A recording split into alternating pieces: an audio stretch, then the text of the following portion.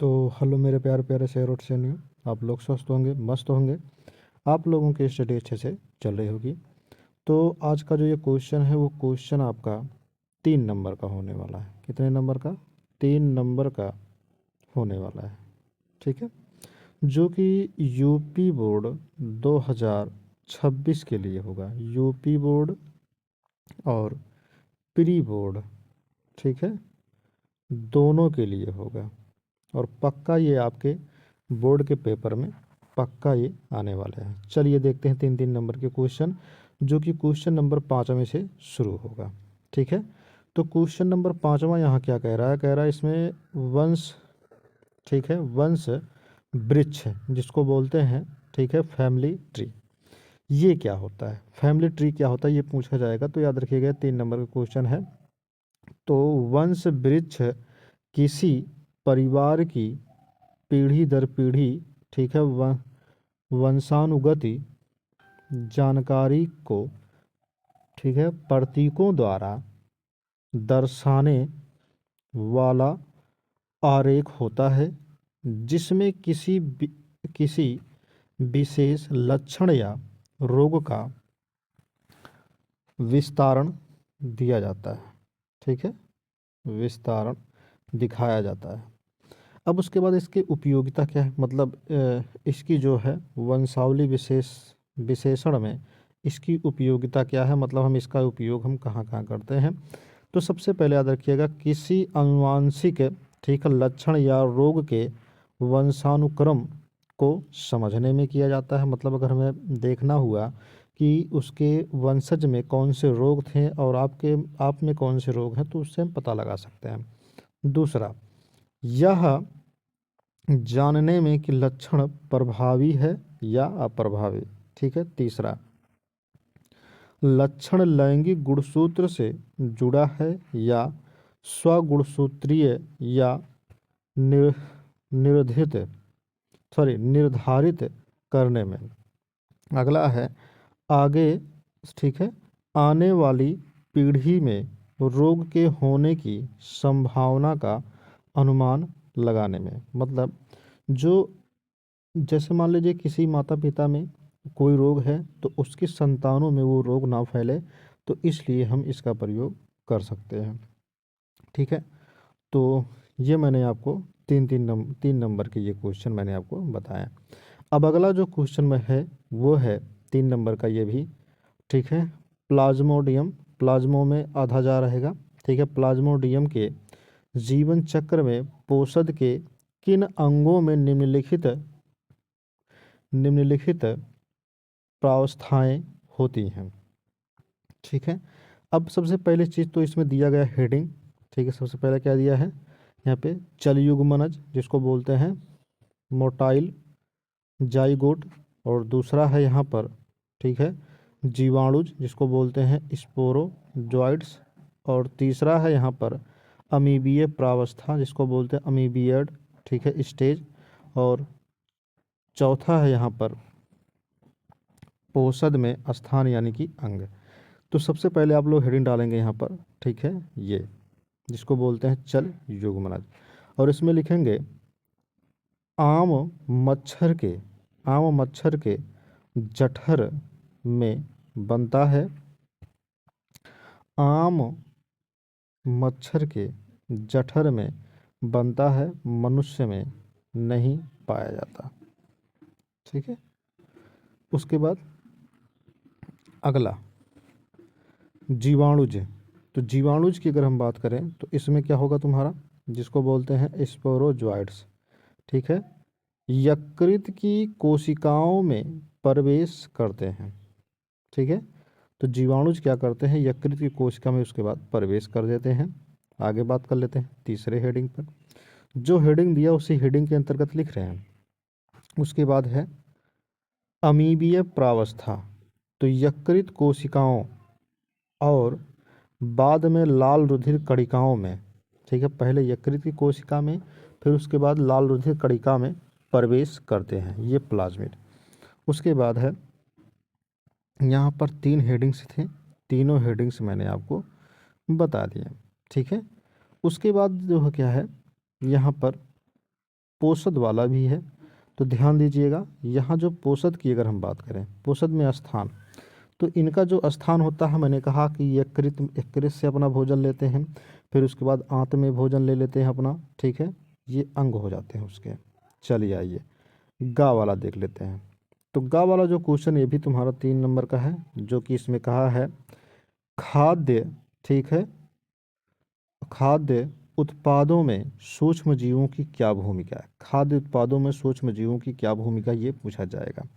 तो खाद्य उत्पादों में सूक्ष्म जीवों की अगर हम भूमिका की बात करें, तो सूक्ष्म जीवों, सूक्ष्म जीव जैसे बैक्टीरिया, खमीर और कवक मानव द्वारा खाने योग्य कई उत्पादों को बनाने में महत्वपूर्ण भूमिका निभाते हैं, जैसे दूध उत्पादन में, दही में, ठीक है, बैक्टीरिया, ठीक है, लैक्टोबैसिलस बैक्टीरिया जो होती है, लैक्टोबैसिलस बैक्टीरिया दूध में लैक्टोजन को, ठीक है, लैक्टोज को दही में बदलता है, जो दूध से दही बनाने का काम करता है।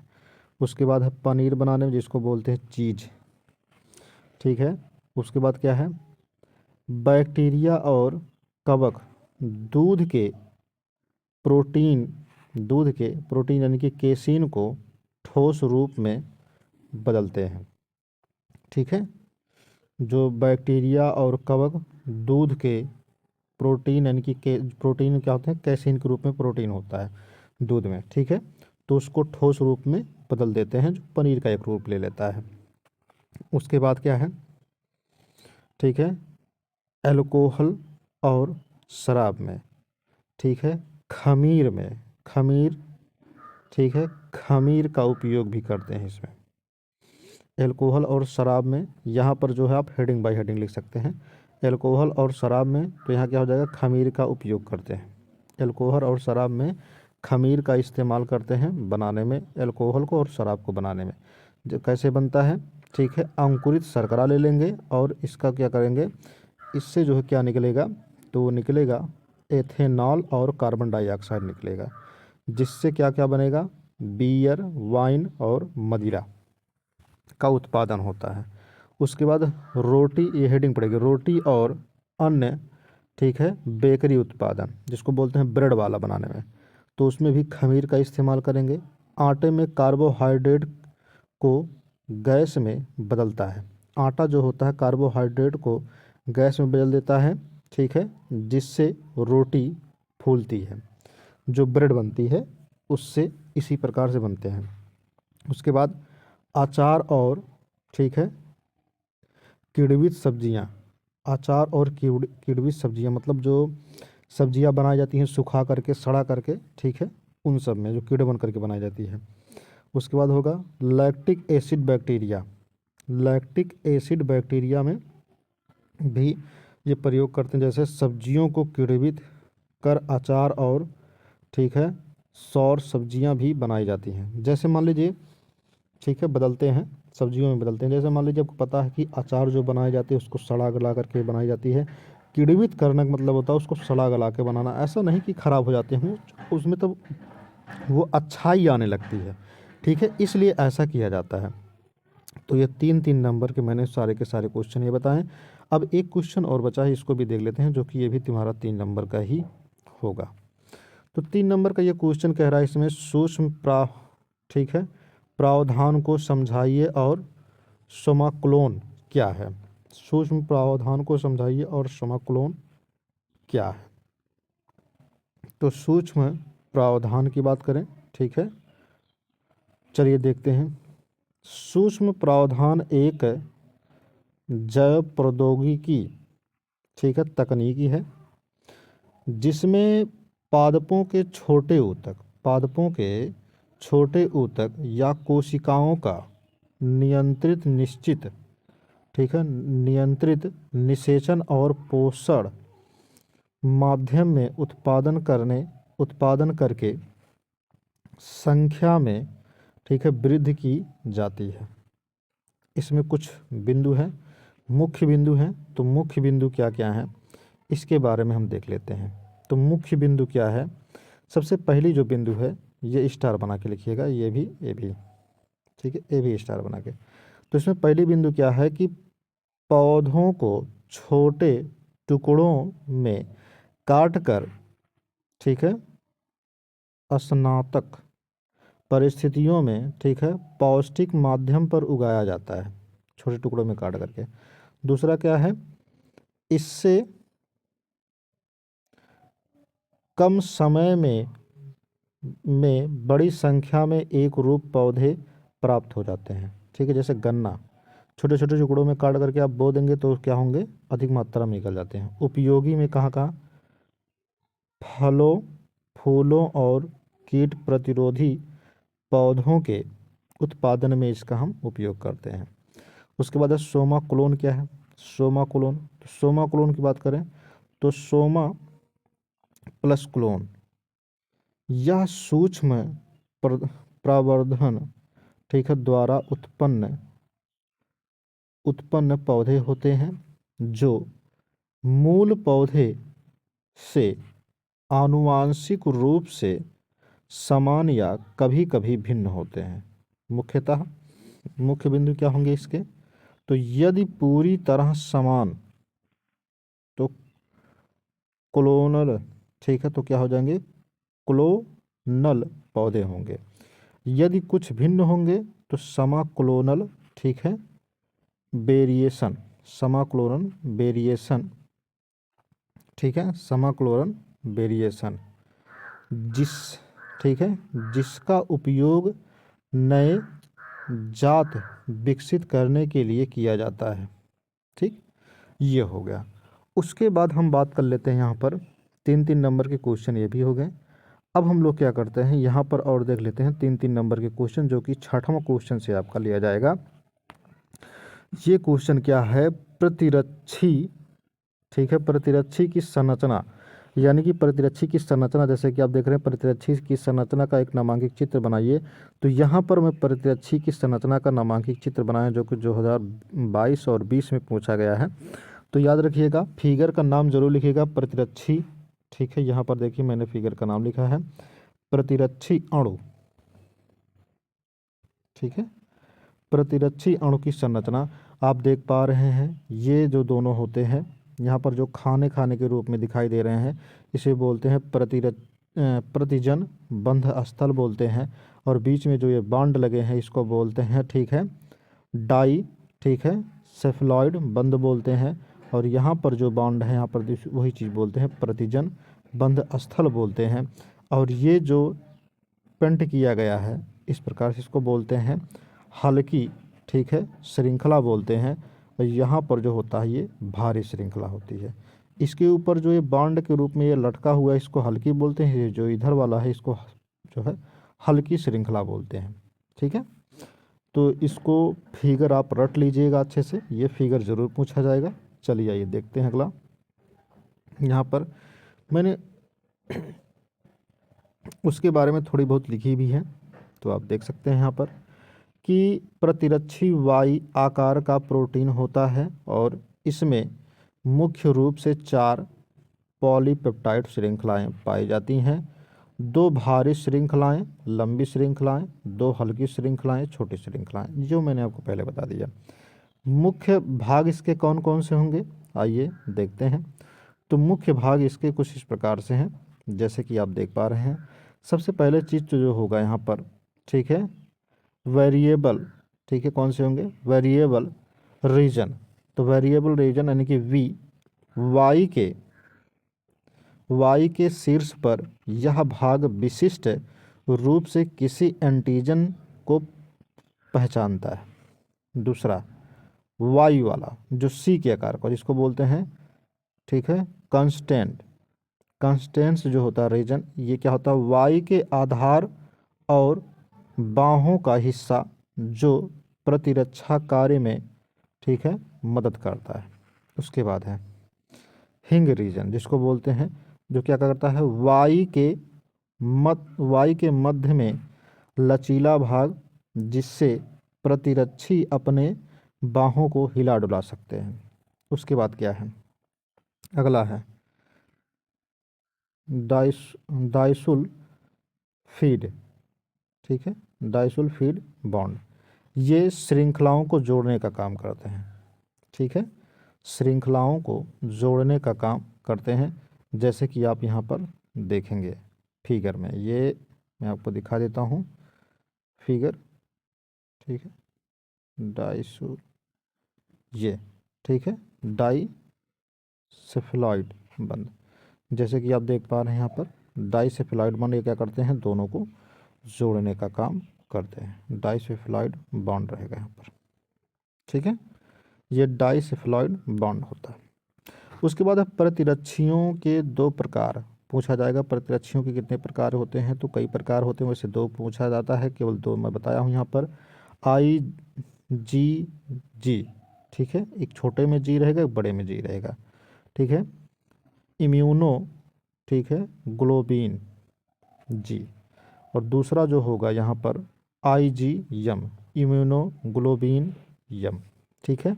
यहाँ पर IgG क्या करेगा, सबसे सामान्य रक्त और शरीर की दरों में पाया जाता है। और ये कहाँ पाया जाएगा, तो ये पाया जाएगा शरीर में सबसे पहला उत्पादन होने वाली एंटीबॉडी ये यम होती है, ठीक है। अगला को देखते हैं, ये 3-3 नंबर के सारे क्वेश्चन हैं, ठीक है। खा वाला क्वेश्चन देखते हैं। खा वाले में पूछा जाएगा चरण और, ठीक है, अपरद खाद्य श्रृंखला में विभेद यानी कि अंतर बताना। विभेद कह देगा चाहे विभाजन कह देगा, तो अंतर बताना होगा। और अंतर आपको 2 कॉलम में ही लिखने हैं, तो मैंने यहाँ पर कॉलम में नहीं लिखा है, तो आप कॉलम में ही लिखेंगे। सबसे पहले क्या कर लेंगे, इनकी परिभाषाएं लिख लेंगे। क्या लिखेंगे आप, इन सभी की परिभाषाएं लिखेंगे, जो कि परिभाषाएं यहाँ पर मैंने लिखा है। परिभाषा में आप देख पा रहे हैं, ठीक है, चरण खाद्य श्रृंखला, खाद्य श्रृंखला, तो यह वह खाद्य श्रृंखला है जिसमें सजीव शाकाहारी सीधे हरे पौधे को खाते हैं, ठीक है। तो यहाँ पर पहले लिखेंगे कैसे खाते हैं, ये हो गया परिभाषा इसकी। दूसरा क्या बनेगा यहाँ पर, ये उत्पादक, ठीक है, पहले हेडिंग डाल लेंगे उसी के अंतर्गत, उत्पादक, प्रोड्यूसर जिसको बोलते हैं, ये हरे पौधे होते हैं, ठीक है। हरे पौधे कौन खाएगा, प्राथमिक उपभोक्ता, जो कि क्या होते हैं, शाकाहारी जीव जैसे गाय, हिरन। ये हेडिंग वाई रहेगा, ये जो मैंने यहाँ पर लिखा है, ये सारे के सारे हेडिंग रहेंगे, यहाँ से लेकर के ये प्रोड्यूसर वाला, ये सब हेडिंग रहेंगे, उसके अंतर्गत ये सब लिखना है, ठीक है। उसके बाद है प्राथमिक उपभोक्ता, ये हो गया। उसके बाद द्वितीयक उपभोक्ता खाएगा कौन, मांसाहारी। फिर तृतीयक उपभोक्ता कौन, बड़े मांसाहारी। फिर उसके बाद एग्जाम्पल लिखेंगे आप, घास को कौन खाएगा, खरगोश, खरगोश को कौन खाएगा, सियार, सियार को कौन खाएगा, बाघ। ये हो गया चरण खाद्य श्रृंखला। अब चलते हैं, देखते हैं अपरद, अपरद की बात कर लेते हैं।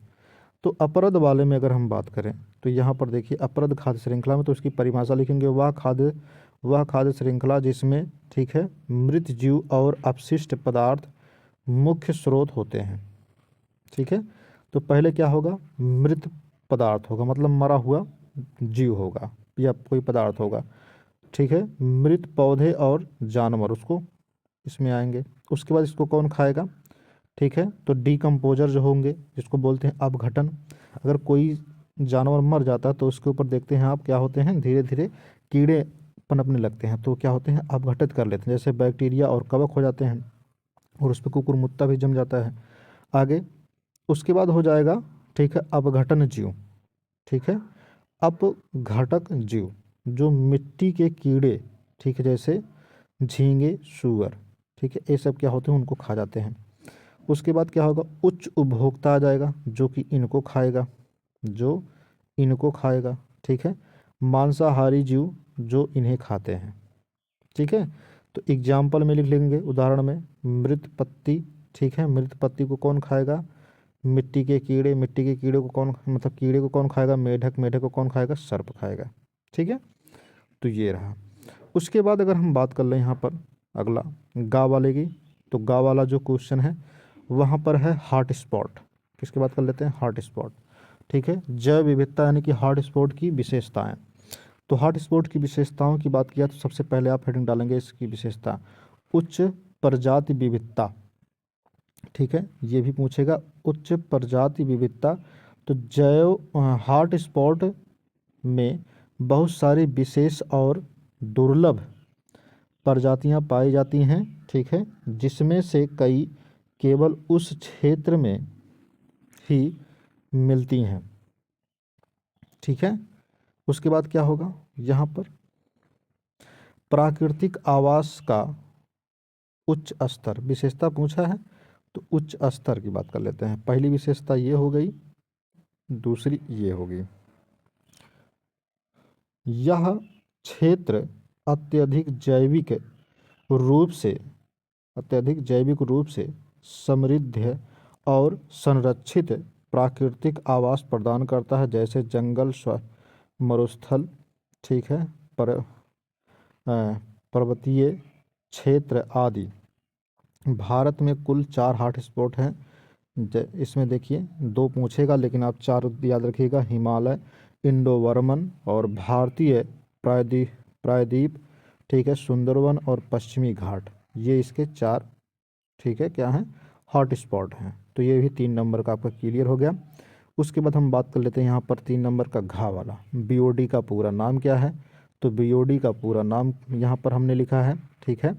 बीओडी का पूरा नाम हिंदी में भी पहले होता है, यहाँ पर देखिए, जैव रासायनिक, ठीक है, ऑक्सीजन मांग, जिसको बोलते हैं बायोकेमिकल ऑक्सीजन डिमांड, ठीक है। तो बीओडी क्या होता है, यह पानी में मौजूद जैविक अपशिष्ट पदार्थों को तोड़ने के लिए पानी में उपस्थित ऑक्सीजन की मात्रा को मापता है, ठीक है।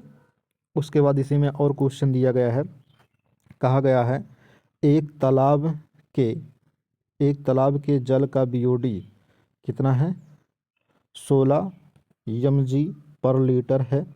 इसके जल की गुणवत्ता पर अपनी राय दीजिए। देखिए सवाल नहीं है, ठीक है, ध्यान रखिएगा, ये सवाल नहीं है, तो याद रखिएगा जिसकी यहाँ पर बीओडी, जिस तालाब की बीओडी 16 से, ठीक है, क्या होगी, 16 लीटर होगी, समझे। तो उस पर अगर हम इसकी जो है राय देंगे, तो याद रखिएगा इसकी गुणवत्ता पर, तो ये बहुत घटिया, मतलब एकदम मान के चलिए ये तालाब को एक प्रकार से गंदा कर देने वाला, ऑक्सीजन को कम कर देने वाला हो जाता है।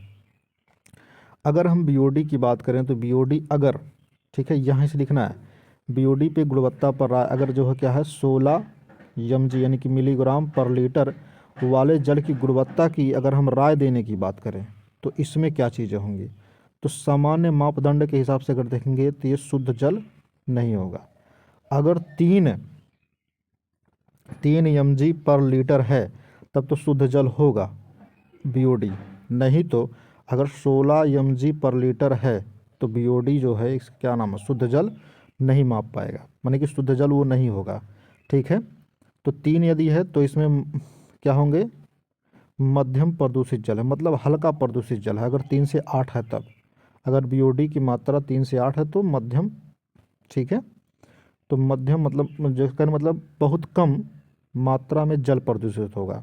लेकिन अगर 8 से, ठीक है, ज़्यादा हुआ तो प्रदूषित जल होगा। यह तालाब का बीओडी 16 है, तो अब सोचिए कितना गंदा होगा।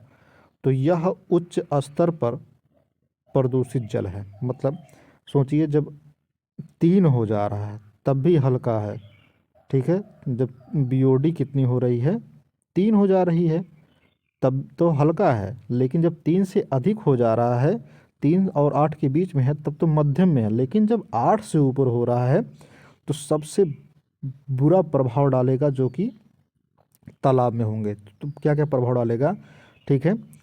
इसका मतलब यह है कि पानी में बहुत सारे जैविक अपशिष्ट जो ऑक्सीजन की मात्रा को, ठीक है, तेज़ी से कम कर सकते हैं। यानी कि उसमें बहुत ज़्यादा कूड़ा करकट, उसमें बहुत सी चीज़ें जो है बहाई गई हैं, फेंकी गई हैं, जो क्या करेगा, ऑक्सीजन को कम कर देगा। ऐसे पानी में मछली और अन्य जलीय जीव के जीवित रहने की संभावना कम हो जाती है, मतलब वो रह नहीं पाएंगे, उसमें मर जाएंगे, ठीक है। तालाब का पानी गंदा और प्रदूषित बहुत अधिक मात्रा में होगा, निष्कर्ष में ये लिखेंगे आप। उसके बाद क्या होगा, इसे पीने या मछली पालन के लिए सीधे इस्तेमाल करना खतरनाक होगा, बहुत खतरनाक होगा, ध्यान रखिएगा, ठीक है। तो ये मैंने सारे के सारे आपको 3-3 नंबर के मैंने बता दिए, तो इसको ज़रूर आप पढ़ के जाइएगा, पक्का आपके प्री बोर्ड और यूपी बोर्ड में दोनों टपकेंगे, ठीक है। तो इसी के साथ साथ जय हिंद, जय भारत।